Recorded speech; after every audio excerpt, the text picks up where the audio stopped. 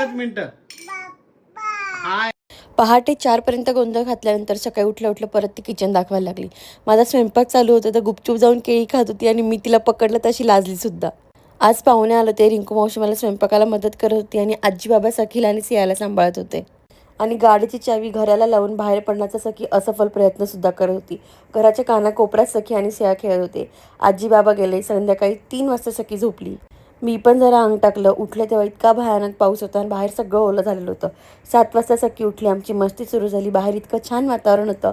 पप्पाकडे सखीला पाठवायचं नव्हतं म्हणून आमचा टाईमपास चालू होता. आई आंबा खाऊ घालत होती पण सखीला तिच्याच हाताने खायचा होता. 4 तासाने निखिलने जेव्हा दरवाजा उघडला तेव्हा सखीची रिॲक्शन काहीतरी अशी होती. संध्याकाळी गोलू बेबी आली होती खेळायला. भांडणं कमी आणि खेळणं जास्त चालू होतं आज. त्याचा आनंदही होता. गोलू घरी निघाली मग सखी पण तिच्या मागे निघाली.